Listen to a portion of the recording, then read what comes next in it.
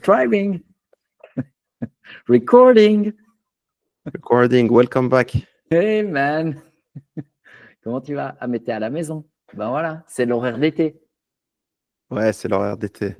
Ouais. C'est l'horaire Mais d'été. je vois que tu as une armoire Pax d'IKEA derrière toi. Exact, ouais. Ah, l'armoire Pax. Si un auditeur n'a jamais acheté d'armoire Pax, il faut qu'il nous mette un commentaire. Pourquoi? Bon, bah, parce que je pense qu'il n'y a personne qui n'a jamais eu d'armoire Pax. De toute façon, tu Ah te oui, rappelles parce que tu l'as monté. Tu as perdu exact. 3 années de vie. Non, ça va, je suis assez bon pour monter les meubles Ikea. Sérieux? Ouais, j'ai compris un peu le truc et après, c'est toujours la même chose. Donc, j'ai Wow. l'expérience. Tant qu'il y a t'as une visseuse et que tu fais Ok. pas ça avec un tournevis à l'ancienne. Ouais, bien sûr. Faut pas être un mec à l'ancienne. Ouais. Mais toi, t'as jamais dû monter de meubles, toi. Mais bien sûr Ancien que si. CEO pendant 14-15 ans et tout. Pax, bien sûr que si. Je connais Pax. Je connais Pax, mais moi j'ai fait une tentative à l'ancienne avec un tournevis et un poignet. Difficile. Que tu ouvres encore les portes, hein. Je t'entends Ouais. souvent dire ça, là, certains patrons n'ouvrent plus les portes, toi tu le fais encore. Ben, en fait, je me suis remis à le faire, mais le truc, c'est que quand tu as de grosses responsabilités, c'est pas que tu ouvres plus de portes, mais c'est une image ou une analogie pour exprimer le fait que le 95% de ton boulot, c'est de déléguer. Il se passe un truc, qui va être la bonne personne pour s'en occuper? Tu vois, tu es obligé de réfléchir comme ça. Et du coup, tu es moins dans l'action. Et ça posait pas de problème pendant les 80 dernières années. Mais maintenant qu'en fait, l'IA bouleverse tout, tu peux simplement plus tout déléguer. Il faut refaire pour apprendre, comprendre, sentir et guider. C'est vraiment à cause de l'IA, en fait, qu'il faut se remettre à ouvrir des portes. Voilà. Ou monter des armoires Pax, évidemment, ce qui va aussi. Est-ce que tu penses pas justement que le top management ils sont un peu à l'abri? Il faudra toujours un capitaine à bord. Non, je pense pas. Alors, la réponse est trop vague, mais je dirais que il y a toute une série de géants qui vont subir des transformations rocambolesques, rapides et profondes. Que les gens soient dans les bits ou dans les atomes, ils vont devoir s'adapter. Donc, non, je ne crois pas du tout que le top management soit à l'abri parce que typiquement, maintenant, un top management performant, il s'équipe avec des IA très performantes pour prendre des décisions et ça change la manière dont tu prends des décisions. Donc, non, je pense que c'est un métier qui est en pleine évolution, qui est en évolution rapide et où on ne peut pas du tout simplement dormir sur ses lauriers. Ça a toujours été un peu comme ça, mais là, ça s'accélère. Non, je ne pense pas du tout que c'est un endroit tranquille. Donc continuez à ouvrir des portes. Ouais, Sauf si vous êtes ouais. un ponte de l'IA. C'est ça. Pour faire une petite parenthèse sur le sujet d'aujourd'hui, je ne sais pas si tu as vu, mais tu as Google, DeepMind qui se font piquer plein de talents. Il y a une vingtaine de super mecs dans l'IA qui sont partis chez Meta, qui sont partis chez Microsoft. Et les salaires, c'est une dinguerie. J'ai lu à peu près 100 millions. Et pour les plus seniors, des 100 millions de salaires annuels avec 200 millions de bonus en dollars, on parle. Bon, évidemment qu'on va quand même signaler à Meta si des fois ils nous écoutent que nous, on est dispo. Tu es d'accord? Peut-être même que nous, on signe peut-être pour 50 millions par année. Ah, moi, je fais 6 mois, puis après, ils peuvent me virer. Voilà. Donc, Younes, il signe. Tu sais, c'est un peu la mode la mode. Certains banquiers privés qui ont 0 client, qui te disent oui, je vais te ramener 5 milliards d'AUM, d'asset under management. Et puis, pendant 2 ans, il ramène rien du tout, puis il se fait virer. Et puis, il a pris un salaire de 300 000 balles, quoi. Tu vois, on va faire la même chose chez Meta. Puis, que dalle. Écoute, c'est une stratégie, mais je suis pas certain. Alors, je pense un des problèmes de se faire poacher comme ça, puis de passer d'une crèmerie à l'autre, c'est que tu travailles plus jamais pour ni l'un ni l'autre après. Parce que évidemment, tu peux te faire. C'est pas uniquement pour leur tête qu'ils se font engager pour ces salaires-là, c'est pour ce qu'ils savent, ce qui se passe dans l'entreprise. Donc, en fait, c'est un truc que tu peux faire qu'une seule fois. Parce qu'évidemment, après, on sait que tu es à vendre. Mais je le signale quand même, nous, on est à vendre, c'est juste qu'on est cher. Mais c'est ça, en fait, ils ont recruté, je sais pas ce qu'ils ont fait justement du français, le mathématicien, comment il s'appelle Il là, y est celui que tu toujours, as Yann LeCun. Il y est Ouais, toujours. parce qu'ils ont recruté Alexander Wang. Ouais, Donc, c'est un ouais. des plus jeunes milliardaires qui avait Scale AI. Et je crois que même Demis Hassabis, donc le CEO de Google DeepMind, a dit que Mhm. Meta était un petit peu à la ramasse. Donc, Ben, si tu veux, quand tu es dans le big tech, tu peux pas louper l'IA. Alors, tu vois, il y a des vagues technologiques en fait que tu peux plus ou moins surfer avec plus ou moins de sérieux. Par exemple, Microsoft avait loupé le mobile. Ça les a pas mis à terre. Ils ont continué à grandir et c'était OK. Ils n'ont pas loupé le cloud, tant mieux pour eux. Mais là, je pense qu'une société technologique qui louperait l'IA, c'est terminé en fait. Elle va se retrouver dans les poubelles de l'histoire. Donc, en fait, quand tu ne peux pas te permettre de louper la chose, ben, tu utilises le capital comme une arme, mais le capital, ça permet aussi d'engager des gens. Donc, ils le font, ils auraient tort de se gêner, mais je ne suis pas tout à fait certain qu'en recrutant des gens si chers, ils s'achètent forcément la réussite. Je comprends qu'ils le fassent, il y a une logique, mais je ne suis pas sûr que ça va fonctionner. Et mon intuition, c'est que ce qu'ils essayent d'acheter, c'est d'une part, bien sûr, des talents, mais c'est aussi la connaissance du plan d'un concurrent. ouais. Mais moi, c'est ce qui m'a étonné, tu sais, c'est drôle ce que tu dis ça parce que je crois qu'ils viennent de signer, tu sais, des clauses pour pas que les employés ils puissent Ouais. rejoindre. Ils l'ont fait ça en Angleterre. Donc, si Mhm. tu quittes Google pendant une année, tu peux pas aller bosser Ouais. chez Meta ou autre. Mais c'est drôle qu'ils l'aient pas fait avant, tu vois. Non, mais il l'avait déjà fait. Simplement, ce sont des clauses qui sont toujours difficiles à appliquer en pratique. Parce que Normalement, quand tu as un un garde-mue. employeur, ouais, mais quand un employeur te propose 100 millions, il va prendre les frais d'avocat pour te défendre et puis il va payer l'amende. C'est vrai. On n'est pas à ça près. Pas se dire faux, tu vois. Ah oui, nous, ça nous fait bizarre, mais si tu veux, c'est beaucoup plus. C'est en fait assez différent de l'exemple que tu donnais sur les banquiers privés qui viendraient avec un portefeuille de clients. Parce que là, vraiment, c'est un portefeuille de clients que tu achètes. Mais là, c'est vraiment le plan. Tu vois, dans la banque privée, je ne suis pas sûr qu'il y ait un immense bouleversement qui nous attende au coin du bois. Les choses sont assez calmes et assez tranquilles. Tandis que dans les sociétés high-tech, l'IA, maintenant, ils travaillent sur AGI, la super intelligence artificielle. Du coup, de savoir en fait où en est le concurrent, ça vaut cher. Ne serait-ce que de savoir quel chemin ils sont tentés d'emprunter pour y arriver, quel échéancier ils ont à l'interne.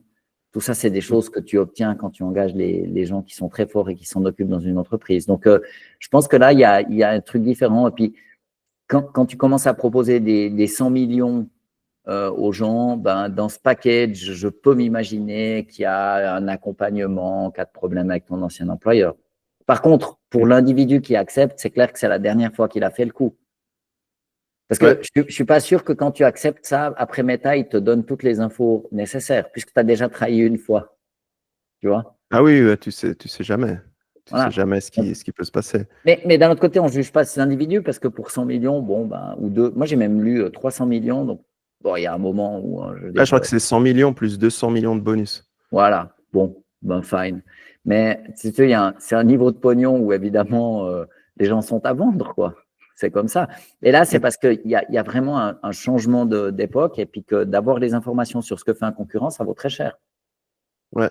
Et aussi pour contextualiser, c'est vrai que 100 millions de salaire, c'est énorme, mais les meilleurs les meilleurs CTO, genre Mira Murati, l'ancienne CTO d'OpenAI, elle a fait une startup aussi, enfin, je crois que ça Mhm. s'appelle Thinking Machine Labs, quelque chose comme Mhm. ça. Et puis elle a levé 6 milliards. Ouais, Donc en perspective, les 300 millions, c'est pas énorme. Parce que si vraiment tu es bon, tu peux lever des milliards. Et puis je crois que la valorisation, elle est à 12 ou quelque chose comme ça ouais. de sa boîte. Alors bien sûr, évidemment, c'est une manière de le voir, mais d'un autre côté, Mira Mourati, elle a proposé un angle, elle a levé des fonds, elle a assemblé une équipe. C'est quand même un peu plus costaud que de signer un contrat de travail, tu vois. Ouais. Voilà, elle a obtenu ce montant, c'est un chèque en blanc, quoi. ils lui font confiance. Ouais. Elle n'a même pas de produit, elle n'a pas de prototype, rien du tout. Non, C'est mais encore basé une sur fois. une idée. Ouais, mais ouais, non, ça je dirais pas, parce que si toi et moi on a une idée, c'est pas la même chose que si Mira Mourati elle a une Ah idée, parce non, bien qu'elle sûr a que non. été à la base de ce qui a fait Elle le l'a fait, succès quoi. d'OpenAI, donc elle sait pourquoi, ou en tout cas, tout ou partie, elle sait pourquoi OpenAI est si fort. Et du coup, elle a toute une série d'informations clés qui sont pas du tout des informations publiques. Et rien que le fait de savoir qu'elle a ça, tu lui fais directement un chèque. Ouais. Tu D'ailleurs, il y a vois? une partie open source apparemment dans ce qu'elle Ouais. va faire. Ouais, ça commence toujours comme ça. Hein. Mm. OpenAI, c'était open source. C'est juste que, tu sais, passer quelques milliards de valorisation. Donc, on peut dire que la Silicon Valley is back. Je crois qu'il y a David Lurie, le maire de San Francisco, qui a dit qu'il y avait beaucoup de personnes qui revenaient s'installer Ouais. parce que San Francisco, c'est le hub de l'intelligence artificielle. Il y a des gens qui sont revenus de New York, d'autres pays, d'autres villes et d'autres pays et qui sont assez contents. Ouais. Ben évidemment, L'argent est là-bas. ouais, l'argent est là-bas. Et puis, si tu veux, il y a eu c'est assez rigolo parce qu'il y a eu ce changement où tout d'un coup, c'était Austin et le Texas. Puis il fallait tout déménager de San Francisco, mais tu déménages pas un écosystème comme ça. Ouais. D'accord? Il y a quand même encore Google, Apple, Meta, etc., etc. Tous les grands sont quand même encore là. Et il ne s'agit pas de déménager 3 scientifiques et 2 chaises de bureau. C'est quand même des dizaines de milliers de personnes, tout l'écosystème des investisseurs, l'écosystème des universités aussi. Il y a quand même Stanford et Berkeley. C'est quand même pas rien. Et puis aussi un trait culturel qui permet de tenter l'aventure, en fait. Hein. C'est la planche de surf sous le bras et puis on y va. Donc, je pense que ça, c'est pas quelque chose qui se transplante. D'ailleurs, les Européens ont essayé à de multiples reprises de monter des écosystèmes similaires. Jamais personne, à ma connaissance, n'y est vraiment arrivé. Donc, même en y mettant l'argent et le temps, en fait, c'est pas si simple. Et du coup, même à l'intérieur des États-Unis, ça n'a pas été si simple. Donc, c'est pas tellement que, à mon avis, que California is back, c'est plutôt qu'elle est jamais partie et que c'est pas si facile de reproduire un écosystème aussi performant. Oui, c'est vrai que c'était Elon Musk qui avait incorporé Tesla. Ouais, Il avait passé du Delaware à Austin. ouais. Mais c'est vrai que l'écosystème, il s'est pas développé là-bas. Non, Donc, et puis tu sais, ce genre de truc, c'est vraiment, tu sais jamais si c'est parce qu'il est en train de négocier des faveurs avec la Californie ou pas. Enfin bref, c'était semi-politique, comme toutes les grandes attaques qui se sont mis à faire de la politique. Je suis pas sûr de savoir si c'est du lard ou du cochon, mais visiblement, à l'américaine, ils n'auront aucun problème à revenir en arrière. Oh, you know, we thought about it. We thought that through. California is cool again. Fine. Très ouais, américains, exact. ils s'en fichent en fait. Ils sont pas du tout comme en Europe où on se sent tenu par sa parole et son analyse. Ouais. Ils changent d'avis comme de chemise et il n'y a aucun problème avec ça. Donc je suis pas très étonné parce que déménager un écosystème, c'est finalement très compliqué. D'ailleurs, j'ai vu ce week-end qu'il y avait le maire de San Francisco pardon, comment il l'appelle, le boss de la Californie, qui est en fait je crois, le 9e État du monde, si tu le comptes en PIB, qui Le flottait gouverneur. le gouverneur, merci, qui faisait flotter l'idée qu'il pourrait se présenter à la présidentielle pour les démocrates. OK. OK. Ouais, bon, c'est un État très puissant, hein, avec toutes les têtes qui sortent et tout. Tu C'est ça, m'étonnes. c'est ça. Alors, je ne l'ai pas trouvé très bon parce il essayait de tirer l'alarme. C'était pas Pas trop ouf. classe. Mais n'empêche que Newsom, il essaye, quoi. Est-ce qu'il est meilleur que Trump ou pas? Aucune idée. Je suis pas sûr que ça fera une quelconque différence. Moi, j'ai l'impression que là, on l'a vu un peu avec Ursula qui a rencontré Trump sur un golf. Et puis, oui, ils se sont mis d'accord pour que les tarifs soient fixés à 15% avec l'Europe. Mais j'ai l'impression qu'on nous vend l'idée qu'il se passe quelque chose au niveau international et au niveau géopolitique, alors qu'en fait, on discute de bout de chandelle. On discute de deal, maintenant, tu n'as plus une annonce où, je veux dire, à moins de 100 milliards, on n'en parle même pas, tu vois. Et j'ai vraiment le sentiment qu'on est dans une réorganisation. En fait, les États-Unis sont en train d'essayer de s'accaparer l'Europe et puis de faire un deal où on doit s'approvisionner en énergie auprès des Américains, etc., etc. L'Europe est en train de se faire dépecer et c'est pas une super nouvelle, mais je pense qu'on va rapidement réaliser qu'en fait, la politique, ça va un petit peu au-delà du négoce commercial. Je dis pas que le négoce, ça n'est pas important ou l'aspect commercial des choses n'est pas important, mais un pays, une culture, c'est de loin pas que ça. Et puis, ce qui se passe quand même, ce qu'on peut observer quand même si on prend un peu d'altitude, c'est que la plaque tectonique Amérique du Nord, Europe, elle est plutôt en perte de vitesse. D'accord? Et puis, quand tu as deux boiteux qui se mettent ensemble, ça ne nous fait pas un coureur de fond. OK? tu as 4 jambes, dont 2 qui sont peu fonctionnelles. Donc, je ne crois pas du tout, en fait, tu sais, ça me fait penser à la stratégie pour les auditeurs peut-être qui se souviennent pas de l'histoire, mais Suisse, donc la compagnie aérienne suisse, avant de s'appeler Suisse, elle s'appelait Swiss Air. Et ils avaient mis en place une stratégie qui s'appelait la stratégie du chasseur. Donc, la compagnie… Ah, on ne te voit plus, Younes. Tu as disparu des écrans. Bah écoute, je meuble hein, pendant que tu contactes la régie. Mais en gros, la compagnie suissaire, elle avait mis en place la stratégie du chasseur où en fait, leur idée brillante, c'était de racheter des sociétés, des compagnies aériennes en fait, qui n'étaient pas profitables. Parce que comme leur hypothèse, c'était qu'ils étaient tellement forts en gestion et en management que tout allait bien se passer. Bon. Et en l'occurrence, ils ont assemblé des boiteux, enfin des entreprises un peu boiteuses ou des unijambistes, et ça n'a pas donné de grands résultats. Et la compagnie suissaire s'est retrouvée un jour en défaut de paiement. Et tous les avions étaient cloués au sol parce qu'ils ne pouvaient plus acheter de carburant dans tous les aéroports du monde, ce qui a été un grand traumatisme en Suisse. Oh my goodness, la Suisse, quand même, on a des sous. Et la compagnie aérienne nationale n'avait plus la possibilité de voler. Alors maintenant, elle a été reprise par Lufthansa, la compagnie allemande, et puis ils ont l'air de très bien s'en sortir. Mais disons, la stratégie du chasseur, à savoir d'assembler des acteurs qui sont en petite forme, c'est pas forcément une stratégie gagnante. Si on fait une analogie avec le foot, on se rend très bien compte que de mettre ensemble des joueurs boiteux, c'est pas non plus une super idée. Disons, ça forge pas forcément d'immenses équipes et il faut s'en méfier un peu. Et par rapport à ça, moi, j'ai l'impression que les États-Unis sont clairement en perte de vitesse. L'Europe, c'est le moins qu'on puisse dire. Et le fait qu'ils s'associent bon gré, mal gré, ça augure pas d'une suite qui soit absolument dithyrambique ou merveilleuse. Je pense au contraire que ça va plutôt précipiter ces deux zones géographiques dans un marasme consommé à deux. Alors, je fais juste un petit check avec la régie. Younes, tu es toujours avec nous?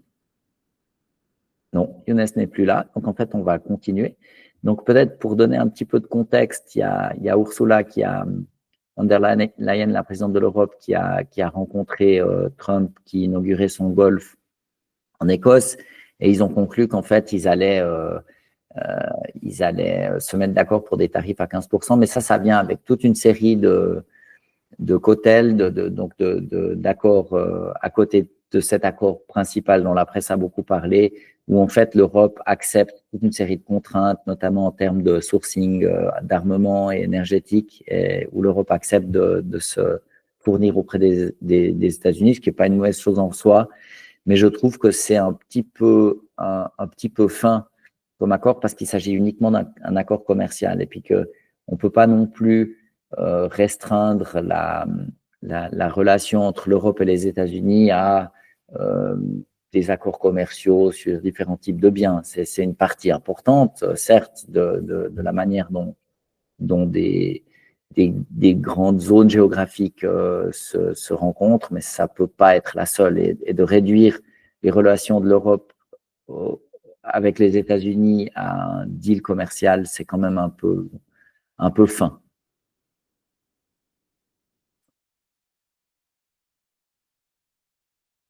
Allô Younes, est-ce que tu es avec nous? Non, il n'est pas là. Ben, je vais poursuivre avec ça. Peut-être qu'une une chose qu'on peut dire qui va intéresser les auditeurs, c'est que j'ai beaucoup écouté Emmanuel Todd, qui est toujours excellent dans ses analyses, où en fait, il essaye d'analyser ce qui se passe en fait aux États-Unis et en Europe. Et ce dont il parle et dont il a parlé à de multiples reprises, c'est en fait l'arrivée d'un nihilisme ambiant, c'est-à-dire on ne croit plus en rien, on réfléchit à court terme, on n'a plus forcément d'espoir, on n'a pas forcément de plan, on n'a pas forcément une manière tout à fait raisonnable d'évaluer la réalité pour proposer quelque chose de sensé. Et je pense que c'est ça qui rend l'analyse en fait des relations entre Trump et Madame von der Leyen si délicate, c'est qu'en fait la raison ne s'applique pas. Alors, ce n'est pas forcément un problème d'individu et je ne pense pas non plus que ce soit fondamentalement lié à l'élection de Trump. C'est beaucoup plus lié au fait que dans ce moment, en fait, l'Occident est en train de perdre la main et que les croyances s'écroulent, qu'une partie des élites est en train d'essayer d'extraire en fait une plus-value pour se mettre à l'abri et que ça précipite un peu la chute.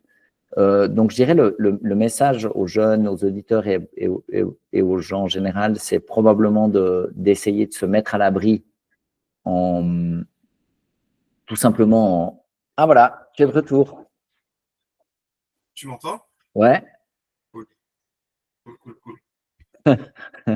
Alors, je faisais un commentaire général sur le fait que très probablement, je pensais que ce n'était pas lié à la présidente von der Leyen ni à Trump, mais au fait qu'il y a un espèce de nihilisme et d'écroulement général sur la plaque occidentale et qu'en fait, on en est réduit à ne parler uniquement que des tarifs douaniers sur l'acier, les automobiles, etc., etc.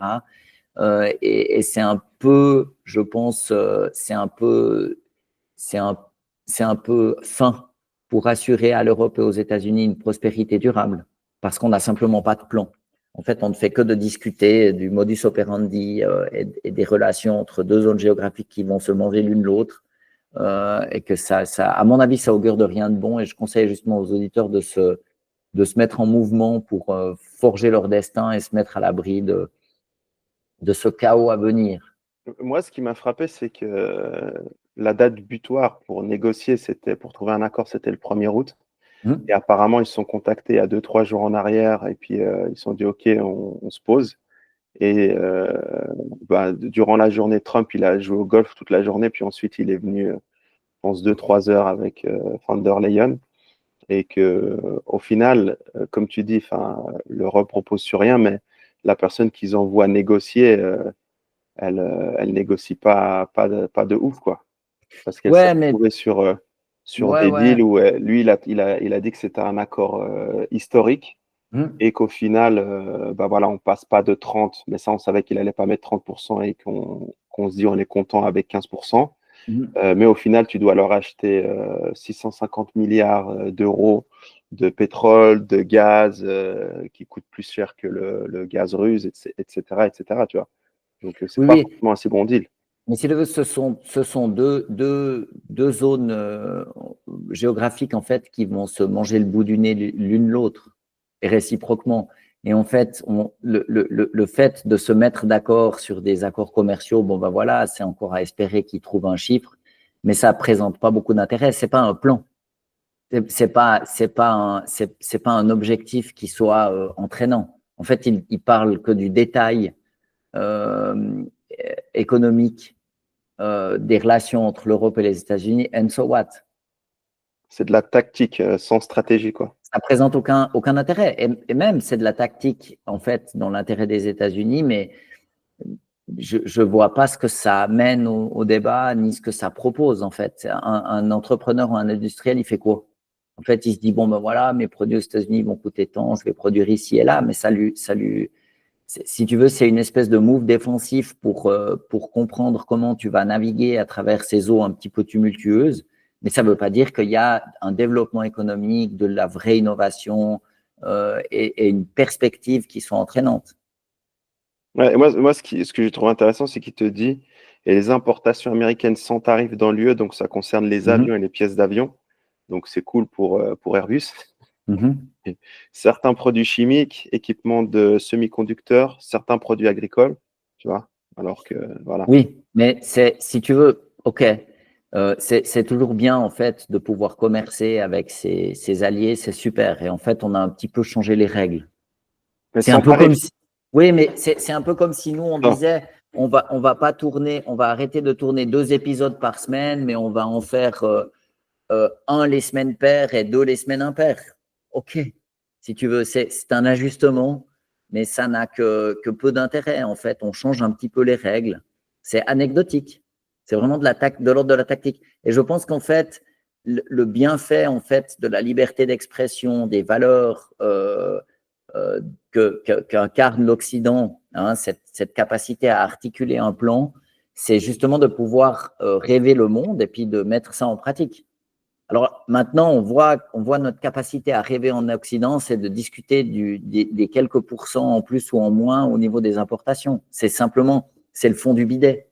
C'est pas très entraînant comme perspective. Tu vois ce que je veux dire? On ne fait que de discuter des petites lignes du contrat, d'un contrat commercial, comme si ce à quoi on pouvait collectivement aspirer, c'était uniquement de négocier des tarifs douaniers. Mais bon, voilà, ça ne devrait pas faire la une des journaux, ça n'a pas d'importance.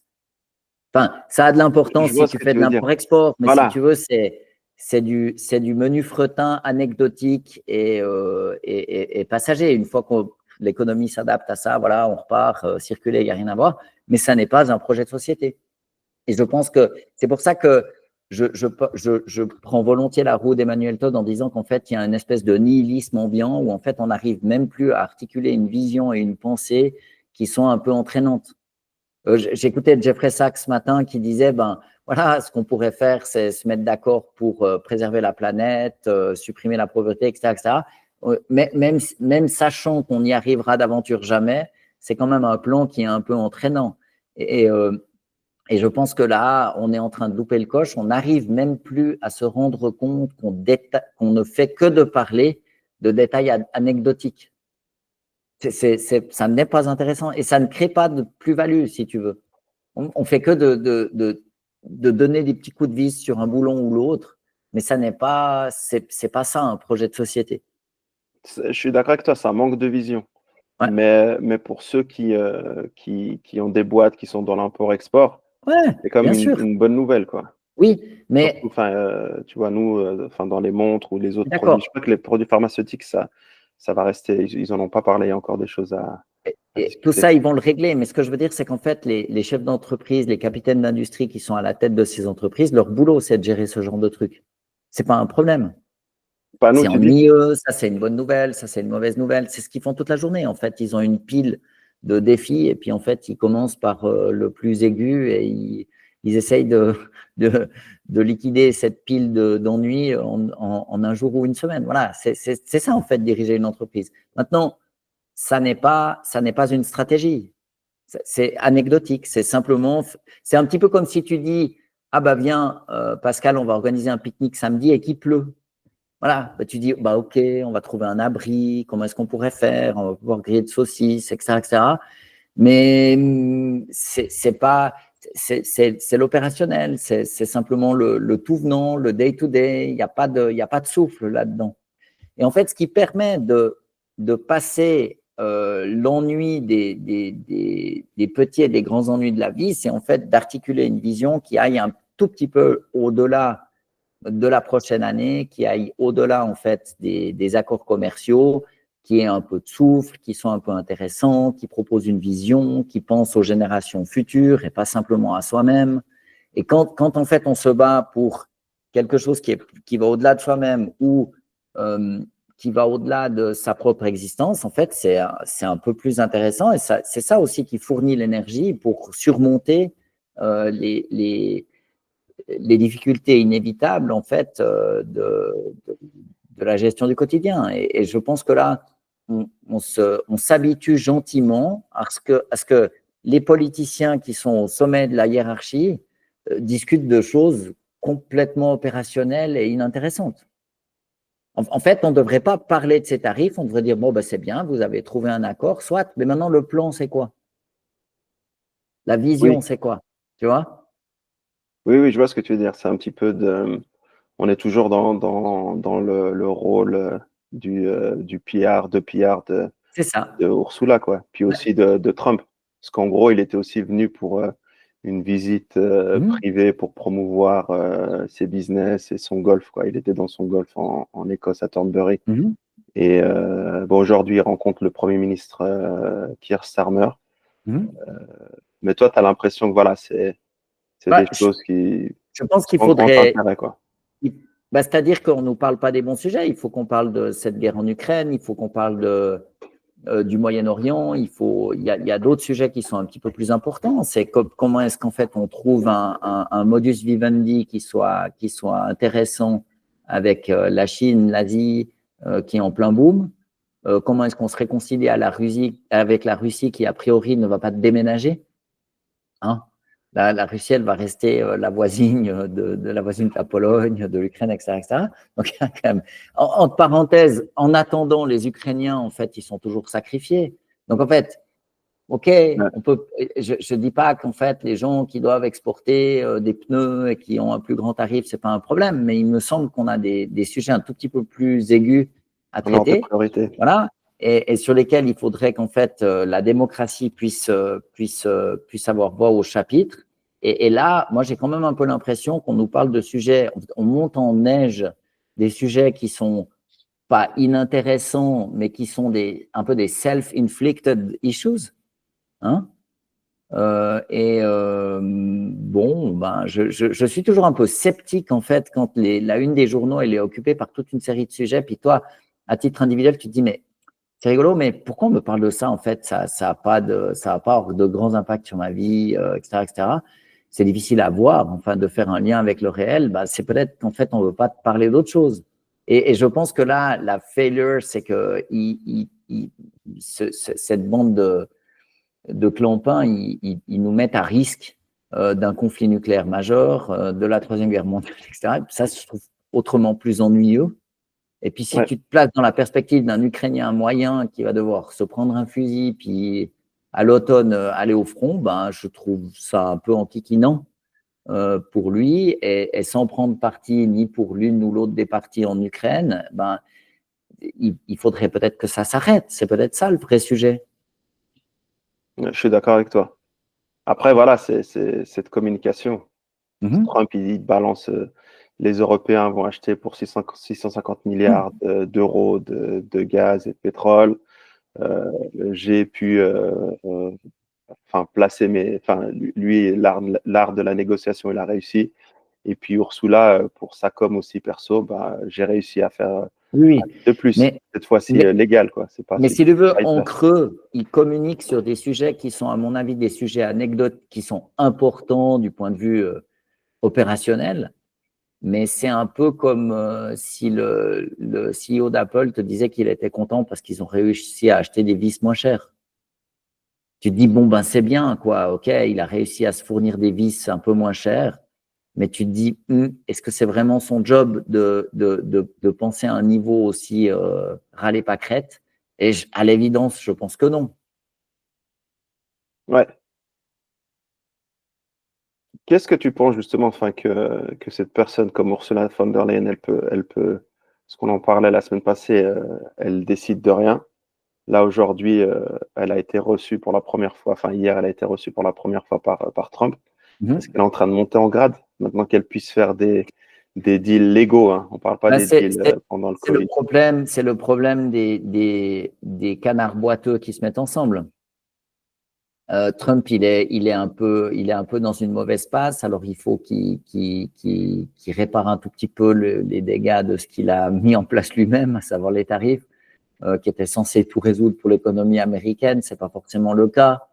Donc, il se donne un coup de main réciproque pour parler d'un sujet qui n'intéresse en fait personne, parce qu'on nous montre ça en épingle comme si c'était l'alpha et l'oméga du futur de l'Europe et des États-Unis, mais enfin, on se tire dans le pied, puis après on se dit, bah voilà, quel type de bandage on pourrait mettre dessus. C'est J'aime bien cette image. un peu dingue. Et il me semble, moi, qu'on a toute une série de sujets qui sont un peu plus importants, à savoir la Russie ne va pas déménager. Il faudrait proposer en fait et articuler une vision pour proposer une vision pour ramener la paix et puis une architecture sécuritaire en Europe. Et il ne me semble pas qu'on en prend le chemin et en tout cas, on n'en parle pas. C'est un peu gênant.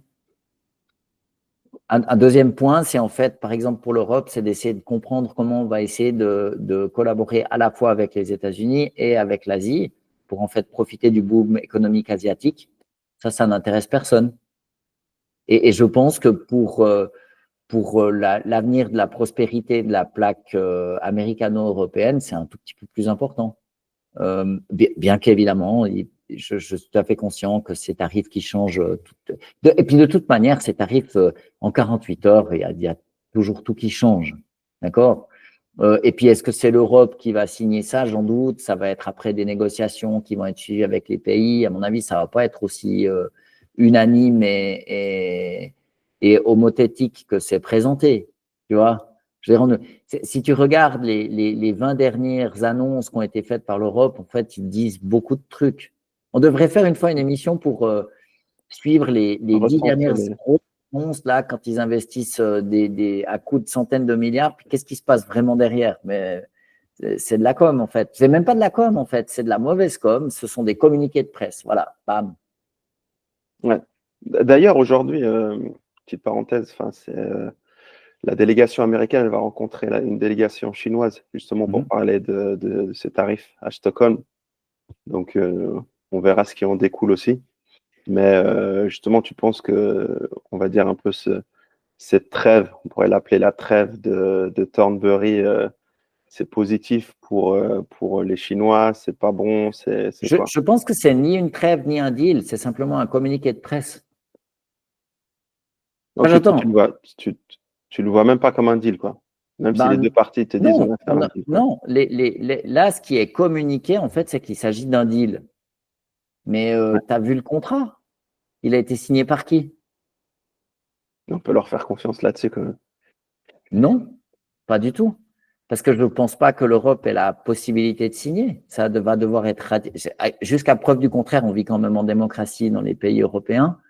Et c'est encore les peuples qui sont souverains et qui vont le faire. Donc, en fait, c'est de la com.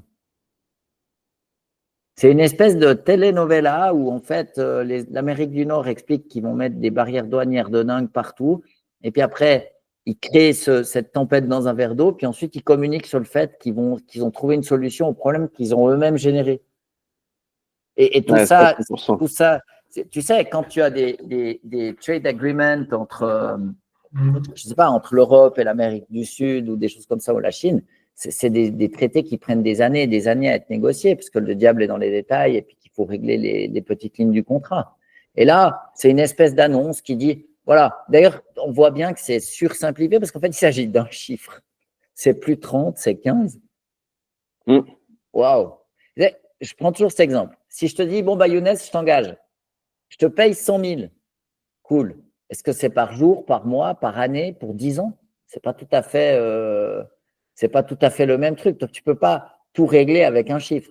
Deuxième truc, c'est que, en fait, si moi je te dis, Younes, je t'engage, mais que je peux pas t'engager, que c'est quelqu'un d'autre qui va devoir t'engager, tu vas me dire, écoute, Pascal, tu es gentil, mais c'est cool de faire cette annonce. C'est exactement ça qui se passe. Donc, en fait, c'est la personne qui signe pas, qui nous annonce qu'elle a négocié un chiffre dont on ne sait comment il sera appliqué, avec toute une série de cotels, de petits addendums de partout, où on vous fait ça, mais vous prenez ça. Puis si on achète de l'énergie au Qatar et pas aux États-Unis, qu'est-ce qui se passe? Est-ce que les droits remontent? Quels sont les mécanismes? C'est de faire comme si c'était d'une simplicité enfantine et puis que tout se négocie avec un chiffre. C'est simplement faux.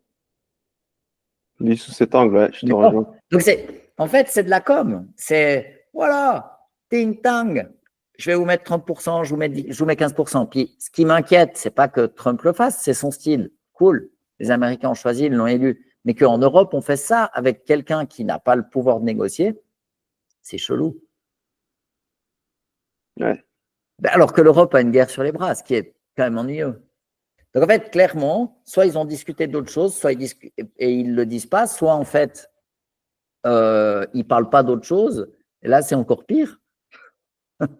Tu vois? Oui, et puis c'est vrai que vu sous cet angle, les vrais problèmes, c'est plus difficile à régler. Et d'avoir Ouais, cette vision et une stratégie sur du long terme, bah, il faut quand même être un peu smart.